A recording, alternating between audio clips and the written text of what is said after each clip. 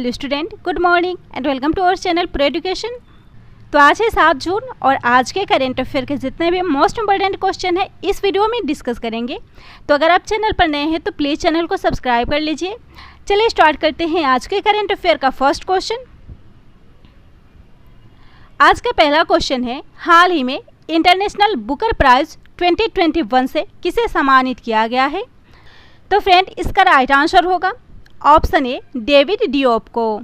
तो हाल ही में international Booker prize 2021 से डेविड डियोप सम्मानित हुए हैं। और फ्रेंड, डेविड डियोप को उनकी अंग्रेजी में अनुवादित पुस्तक at night all blood is black के लिए अंतर्राष्ट्रीय बुकर पुरस्कार से सम्मानित किया गया है। और इसी के साथ इस पुरस्कार को जीतने वाले वे पहले फ्रांसीसी उपन्यासकार भी बने हैं। तो फ्रेंड, इस क्वेश्चन में बात हो रही है अंतर्राष्ट्रीय बुकर पुरस्कार की, जिसे पहले मैन बुकर अंतर्राष्ट्रीय पुरस्कार के रूप में जाना जाता था और 2005 से इसे प्रदान किया जाता है। जब इसे अल्बानियाई लेखक इस्माइल कद्रे ने जीता था, तब से इस पुरस्कार को प्रदान किया जाता है। और यह बुकर पुरस्कार का सहयोगी पुरस्कार है जो अंग्रेजी में लिखे गए एक उपन्यास को दिया जाता है। तो फ्रेंड, इस क्वेश्चन में बात हो रही है अंतर्राष्ट्रीय बुकर पुरस्कार की, जिसे साहित्य के क्षेत्र में प्रदान किया जाता है। तो इस क्वेश्चन से रिलेटेड करेंट अफेयर के कुछ इंपॉर्टेंट पॉइंट्स हैं। इनमें पहला है ताहेरा कुतुबुद्दीन, जिन्हें 15वें शेख जायद बुक अवार्ड से सम्मानित किया गया है। आशुतोष भारद्वाज, जिन्हें देवी शंकर अवस्थी पुरस्कार 2020 से सम्मानित किया गया है। वहीं सुमन चक्रवर्ती, जिन्हें 30वां जीडी बिरला पुरस्कार मिला है। शरण कुमार लिम्बाले, जिन्हें 2020 का सरस्वती सम्मान मिला है। वहीं कार्मेन मारिया मचारो, जिन्हें रतबोन फोलियो पुरस्कार 2021 से सम्मानित किया गया है। वहीं प्रोफेसर शरद पगारे को 2020 के व्यास सम्मान से सम्मानित किया गया है। और वहीं हिंदी कविता के लिए साहित्य अकेडमी पुरस्कार 2020 से सम्मानित किया गया है अनामिका श्री को। अगला क्वेश्चन है, हाल ही में ईरान का सबसे बड़ा युद्धपोत आग लगने की वजह से ओमान की खाड़ी में डूब गया, इसका नाम क्या था? तो फ्रेंड, इस पोत का नाम खर्ग था। तो इसका राइट आंसर होगा ऑप्शन ए, खर्ग। और फ्रेंड, यह घटना ईरानी बंदरगाह जास के पास हुई है, परंतु अभी तक आग लगने के कारणों का पता नहीं चल सका है। तो इस क्वेश्चन में बात हो रही है ईरान की। ईरान, जो कि एशिया के दक्षिण पश्चिमी खंड में स्थित एक देश है। ईरान को सन 1935 तक फारस यानी कि पर्शिया के नाम से जाना जाता था। ईरान देश का प्रमुख धर्म इस्लाम है तथा यह क्षेत्र शिया बहुल है। और ईरान की राजधानी है तेहरान। ईरान के सर्वोच्च नेता हैं अयातुल्लाह अली खुमैनी। ईरान के राष्ट्रपति हैं हसन रूहानी। और ईरान की करेंसी है ईरानी रियाल। तो ईरान की अर्थव्यवस्था मुख्यतः तेल और प्राकृतिक गैसों के निर्यात पर निर्भर करती है। और ईरान में फारसी भाषा का उपयोग अत्यधिक किया जाता है। अगला क्वेश्चन है, हाल ही में पाकिस्तान द्वारा कोरोना रोकथाम के लिए बनाई गई वैक्सीन का नाम क्या है? तो फ्रेंड, इसका राइट आंसर होगा ऑप्शन ए, पाक वैक। तो पाकिस्तान ने पाक वैक नाम से कोरोना वैक्सीन तैयार किया है। और इस वैक्सीन को पाकिस्तान ने चीन की मदद से अपने देश में निर्माण किया है, जिसका नाम पाक वैक है। तो पाकिस्तान, जो कि भारत के पश्चिम में स्थित एक इस्लामी गणराज्य है और 21 करोड़ की आबादी के साथ यह दुनिया का 5वां सबसे बड़ा आबादी वाला देश है। पाकिस्तान में दुनिया की दूसरी सबसे बड़ी मुस्लिम आबादी निवास करती है। पाकिस्तान की राजधानी है इस्लामाबाद। पाकिस्तान का सबसे बड़ा नगर है कराची। पाकिस्तान के राष्ट्रपति हैं आरिफ अलवी। पाकिस्तान के प्रधानमंत्री हैं इमरान खान। और पाकिस्तान को 14 अगस्त 1947 को भारत से स्वतंत्रता प्राप्त हुई थी। अगला क्वेश्चन है, रूसी भाषा दिवस हाल ही में कब मनाया गया है? तो फ्रेंड, इस दिवस को हाल ही में 6 जून को मनाया गया है। तो इसका राइट आंसर होगा ऑप्शन डी, 6 जून को। तो फ्रेंड, संयुक्त राष्ट्र द्वारा प्रत्येक वर्ष 6 जून को रूसी भाषा दिवस यानी कि रशियन लैंग्वेज डे मनाया जाता है। और यह यूनेस्को द्वारा 2010 में स्थापित किया गया था। और फ्रेंड, इस दिवस को अलेक्जेंडर पुश्किन के जन्म दिवस के रूप में मनाया जाता है। अलेक्जेंडर पुश्किन, जो कि एक रूसी कवि थे और उन्हें आधुनिक रूसी साहित्य का जनक माना जाता है। तो फ्रेंड, इस क्वेश्चन में बात हो रही है संयुक्त राष्ट्र भाषा दिवस की। तो संयुक्त राष्ट्र भाषा दिवस सांस्कृतिक विविधता और बहुभाषावाद के लिए फरवरी 2010 में शुरू किया गया था और संयुक्त राष्ट्र भाषा दिवस संगठन की 6 आधिकारिक भाषाओं को बढ़ावा देती है, जिनमें शामिल है अंग्रेजी, अरबी, चीनी, स्पेनिश, रूसी और फ्रेंच। और इन दिवस को निम्नलिखित तिथियों पर मनाया जाता है, उन्हें भी देख लेते हैं। तो अरबी भाषा दिवस 18 दिसंबर को मनाया जाता है, अंग्रेजी भाषा दिवस 23 अप्रैल को मनाया जाता है, चीनी भाषा दिवस 20 अप्रैल को मनाया जाता है, वहीं फ्रेंच भाषा दिवस 20 मार्च को मनाया जाता है, जबकि रूसी भाषा दिवस 6 जून को मनाया जाता है। और फ्रेंड, इसी के साथ जून मंथ में मनाए गए अब तक के इम्पोर्टेंट डेज को भी देख लेते हैं, जिसमें पहला है 1 जून। तो हाल ही में 1 जून को विश्व दुग्ध दिवस और विश्व मातृ पितृ दिवस मनाया गया है। वहीं 3 जून को विश्व साइकिल दिवस मनाया गया है। 4 जून को international day of innocent children victims of aggression day मनाया गया है। वहीं 5 जून को विश्व पर्यावरण दिवस मनाया गया है। अगला क्वेश्चन है, ई फाइलिंग पोर्टल को किस विभाग द्वारा लॉन्च की जाने की घोषणा की गई है? तो फ्रेंड, ई फाइलिंग पोर्टल को आयकर विभाग के द्वारा लॉन्च किया जाएगा। तो इसका राइट आंसर होगा ऑप्शन डी, आयकर विभाग।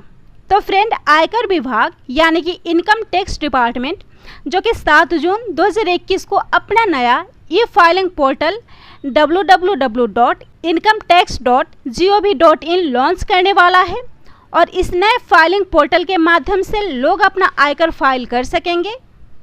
तो इस क्वेश्चन में बात हो रही है आयकर विभाग की, जो कि एक सरकारी एजेंसी है और जो भारत सरकार के प्रत्यक्ष कर संग्रह का कार्य करती है। और आयकर विभाग केंद्रीय वित्त मंत्रालय के राजस्व विभाग के अधीन कार्य करती है और भारत के आयकर विभाग का गठन 1860 में हुआ था, जिसका नेतृत्व केंद्रीय प्रत्यक्ष कर बोर्ड के द्वारा किया जाता है। अगला क्वेश्चन है, अंधेरे में चमकने वाले बेबी स्क्विड किसके द्वारा अंतर्राष्ट्रीय अंतरिक्ष स्टेशन पर भेजा गया है? तो इसका राइट आंसर होगा ऑप्शन ए, नासा। तो हाल ही में नासा के द्वारा बेबी स्क्विड को अंतर्राष्ट्रीय अंतरिक्ष स्टेशन पर भेजा गया है।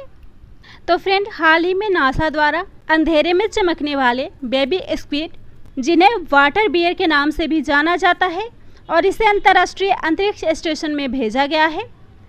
तो यह एक प्रकार का सूक्ष्म जीव होता है और सूक्ष्म जीवों को अंतरिक्ष में भेजने का कारण है, सूक्ष्म जीव पर किए जाने वाले इन शोधों से वैज्ञानिकों को गुरुत्वहीन स्थितियों में लाभकारी रोगाणुओं तथा जानवरों के मध्य अंतरक्रिया को समझने का अवसर मिलेगा। साथ ही सूक्ष्म जीव मानव शरीर में पाचन क्रिया, प्रतिरक्षा प्रणाली विकसित करने और हानिकारक रसायनों को गैर विषाक्त करने जैसी क्रियाओं में भी महत्वपूर्ण योगदान करते हैं और इन रोगाणुओं तथा मानव शरीर के मध्य संबंधों में व्यवधान बीमारियों का कारण भी बन सकता है। तो इन सूक्ष्म जीवों को नासा के द्वारा अंतर्राष्ट्रीय अंतरिक्ष स्टेशन भेजा गया है। तो अंतर्राष्ट्रीय अंतरिक्ष स्टेशन, जो कि मुख्यतः एक बड़े आकार का अंतरिक्ष यान है, जो काफ़ी लंबी अवधि के लिए पृथ्वी की निचली कक्षा में स्थित है और यह ISS वर्ष 1998 से अंतरिक्ष में कार्यरत है और इनमें 5 अंतरिक्ष एजेंसियां शामिल हैं, जिनमें यूरोपीय अंतरिक्ष एजेंसी यानी कि ESA, संयुक्त राज्य अमेरिका यानी कि नासा, रूस का अंतरिक्ष एजेंसी यानी कि रोसकॉस्मोस, जापान का अंतरिक्ष एजेंसी यानी कि JAXA और कनाडा का अंतरिक्ष एजेंसी यानी कि CSA शामिल है। और यह ISS लगभग 93 मिनट में पृथ्वी की परिक्रमा करता है तथा प्रतिदिन 5 चक्कर पूरे करता है। अगला क्वेश्चन है, ओलावृष्टि रोधी बंदूक अर्थात एंटी हेल गन किस राज्य में लॉन्च किया गया है?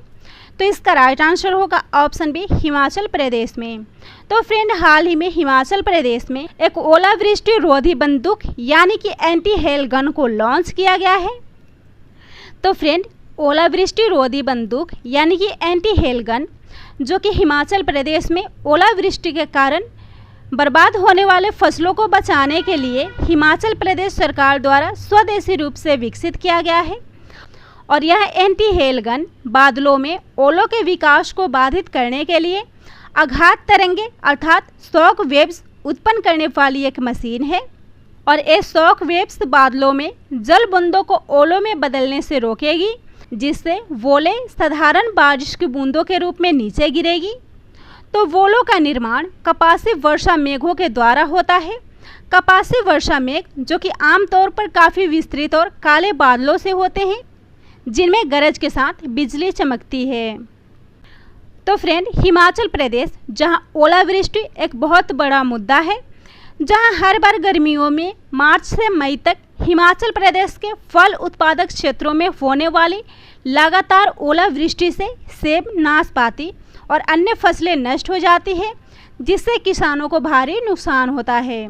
तो इस क्वेश्चन में बात हो रही है हिमाचल प्रदेश की। राजधानी है शिमला, दूसरी राजधानी है धर्मशाला, राज्यपाल है बंडारू दत्तात्रेय, मुख्यमंत्री हैं जयराम ठाकुर, विधानसभा सीट है 68, राज्यसभा सीट है 3 और लोकसभा सीट है 4 और राष्ट्रीय उद्यान है रोहिला राष्ट्रीय उद्यान। अगला क्वेश्चन है international business book of the year award 2021 किसने जीता है? तो फ्रेंड, इसका राइट आंसर होगा ऑप्शन से ए और बी दोनों, यानी कि नितिन राकेश और जेरी विंड ने international business book of the year award जीता है और इन्होंने हाल ही में इनकी लॉन्च की गई पुस्तक transformation in times of crisis के लिए इस अवार्ड को जीता है। तो नितिन राकेश जो कि प्रौद्योगिकी और वित्तीय सेवा उद्योगों में एक प्रतिष्ठित लीडर हैं और वे 2017 से आईटी प्रमुख एम्फेसिस के सीईओ और कार्यकारी निदेशक हैं और उनके सहलेखक जेरी विंड एक अंतर्राष्ट्रीय स्तर पर प्रसिद्ध शिक्षाविद हैं और वर्तमान में लॉडर प्रोफेसर एमेरिटस और पेंसिल्वेनिया विश्वविद्यालय के वार्टन स्कूल में मार्केटिंग प्रोफेसर हैं। और बिजनेस बुक अवार्ड्स जो कि दुनिया भर के बिजनेस बुक राइटर्स के लिए कैलेंडर में सबसे बड़े और सबसे प्रतिष्ठित कार्यक्रमों में से एक है। अगला क्वेश्चन है हिडेलबर्ग सीमेंट किस देश में दुनिया के पहले CO2 न्यूट्रल सीमेंट प्लांट स्थापित करेगा? तो इसका राइट आंसर होगा ऑप्शन बी स्वीडन। तो हिडेलबर्ग सीमेंट स्वीडन में दुनिया का पहला CO2 न्यूट्रल सीमेंट प्लांट स्थापित करेगा। और फ्रेंड, हिडेलबर्ग सीमेंट जो कि दुनिया की दूसरी सबसे बड़ी सीमेंट निर्माता कंपनी है और कार्बन कैप्चर तकनीक के माध्यम से 2030 तक स्लाइड में अपनी स्वीडिश फैक्ट्री को दुनिया के पहले CO2 न्यूट्रल सीमेंट प्लांट में बदलने की योजना बना रही है। तो CO2 न्यूट्रल सीमेंट प्लांट जो कि प्रतिवर्ष 1.8 मिलियन टन कार्बन डाइऑक्साइड को कैप्चर करने में सक्षम होगा और इसको स्थापित किया जाएगा स्वीडन में, जिसकी राजधानी है स्टॉकहोम। स्वीडन की आधिकारिक मुद्रा है क्रोना और स्वीडन के वर्तमान प्रधानमंत्री हैं स्टीफन लोफवेन। आज का लास्ट क्वेश्चन है FATF ने किस देश को इन्हेंस्ड फॉलोअप लिस्ट में रखा है? तो फ्रेंड, इसका राइट आंसर होगा ऑप्शन सी पाकिस्तान। तो FATF ने पाकिस्तान को इन्हेंस्ड फॉलोअप लिस्ट में रखा है। तो फ्रेंड, FATF यानी कि global anti terrorist watchdog financial action task force, जिसने पाकिस्तान को इन्हेंस्ड फॉलोअप लिस्ट में बनाए रखने का फैसला किया है। तो FATF ने अक्टूबर 2020 में पाकिस्तान को ग्रे लिस्ट में रखा था और तब तय किया था कि FATF विश्व बैंक, एशियाई विकास बैंक, अंतर्राष्ट्रीय मुद्रा कोष और यूरोपीय संघ से पाकिस्तान को सहायता प्राप्त करने की अनुमति नहीं देगा। तो फ्रेंड, इसमें बात हो रही FATF यानी कि फाइनेंशियल एक्शन टास्क फोर्स की, जो कि धन शोधन पर एक अंतर सरकारी संगठन है जिसकी स्थापना 1989 में की गई थी। इसका मुख्यालय फ्रांस की राजधानी पेरिस में स्थित है और वर्तमान में इसके अध्यक्ष मार्शल विलिंगसी हैं और इसकी स्थापना का शुरुआती उद्देश्य था धन शोधन का सामना करने के लिए नीति का निर्माण करना और वर्ष 2001 में इसके कार्य क्षेत्र में आतंकवादी फंडिंग को भी शामिल किया गया और वर्तमान में इसमें 38 सदस्य देश शामिल हैं। तो यह था आज के करेंट अफेयर का टॉप 10 इंपॉर्टेंट क्वेश्चन। वीडियो पसंद आता हो तो वीडियो को शेयर कीजिएगा, लाइक कीजिएगा एंड चैनल को सब्सक्राइब कीजिएगा।